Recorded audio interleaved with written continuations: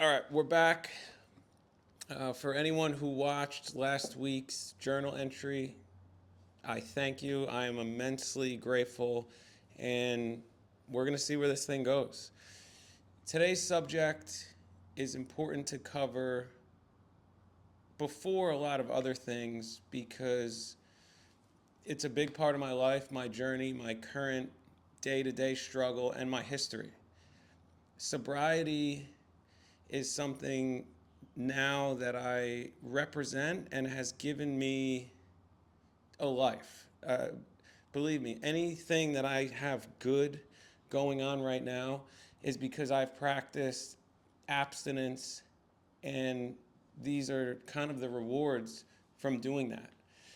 Um, I'm not going to give you the backstory. That'll be for a further couple journal entries. I'm happy to open up about that, but I don't think it makes a whole lot of sense to do all that. I want to talk about the now, and my disclaimer to that is that this is my story. This is my interpretation to kind of where I'm at and how things are going. Um, the part of sobriety that I believe doesn't get talked about enough is the mental side. For me, the volume in my head is always full blast. It's like I'm listening to a punk rock screamo album on max all day, and those voices are convoluted with all different types of things. I'm not doing good enough. I'm not doing enough. The way I'm doing it is wrong, and I'm constantly in this check and balance of accountability. I firmly believe that with me and my personality, nothing is ever enough. And that's what makes, me an addict to a large degree. Um, and, and the excitement and the therapy of turning that volume down is huge. I'm constantly kind of go, go, go. I need to do more, more, more, and this isn't enough. It's terrible, but if I can harness it in a way like through artwork, it serves me. Working on this depth series of paintings is very intentional. It's very disciplined.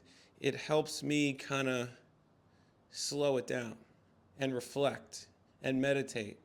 So, the mental side of it is huge. I see a lot of people that don't care for that and prioritize it as much as they should, and I watch them, fall in the process. Me giving in to certain things, I have to be super, super aware of. Um, you know, Life isn't going to stop because I decided to get sober, because I have now this different moral compass. I mean, nobody cares about that. I mean, friends and family, yes, those that care, but out in the real world is a whole different animal. Um, Being around alcohol, being around different substances can be really tricky.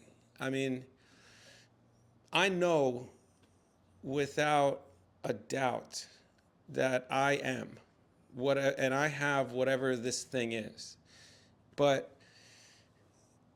being out in the world and being around these different things, I need to constantly be in check.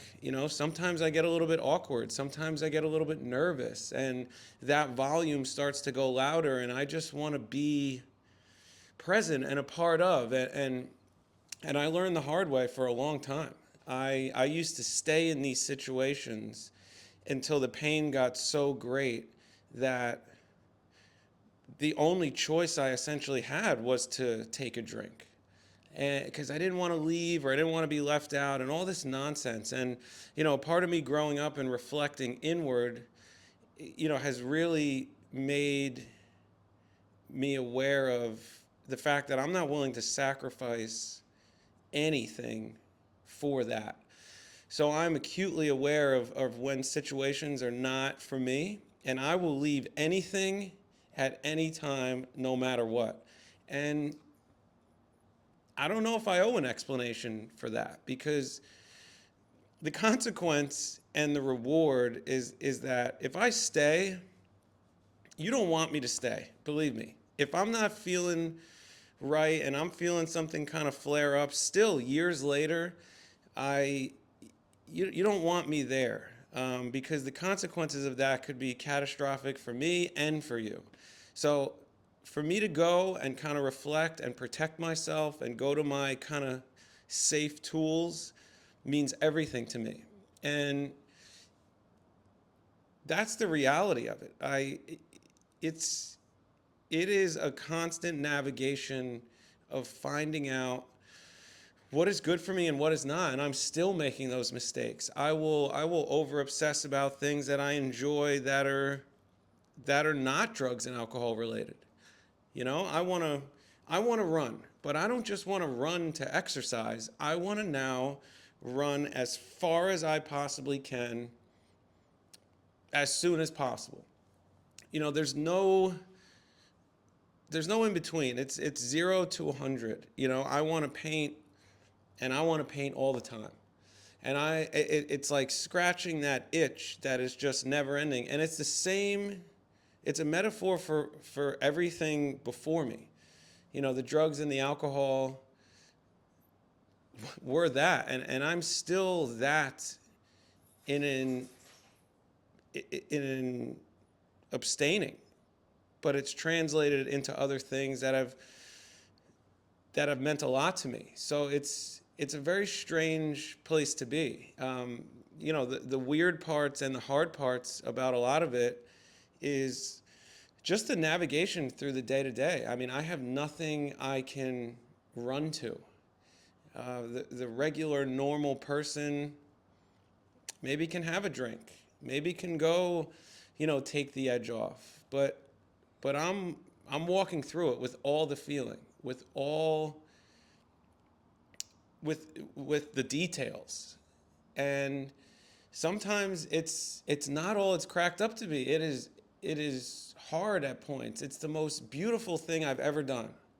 It is the most important and impactful thing that I've ever done, but it is not history. It is now, it is every day, and sometimes it is all day. I want to continue this way because I am certain that I will not have and continue to have anything good in my life without my sobriety journey. And if it wasn't for certain people, and I can't wait to kind of maybe drop some names and bring some characters into a lot of this. You know, people left me behind for good reason, and people stuck with me for equally as good reason. And they can't be faulted. It was a part of the journey, and I don't regret any of it. It's the single most important thing I've ever done in my life, and it needed to happen, or else I was gonna die. So getting the sobriety kind of journey and where I'm at now is crucial for the next journal entries. And hopefully, you know, if there's continued viewers, this will start to kind of make sense in its puzzle pieces. I mean, the goal here is to paint the picture, and without today's entry, I wouldn't be able to further explain next week.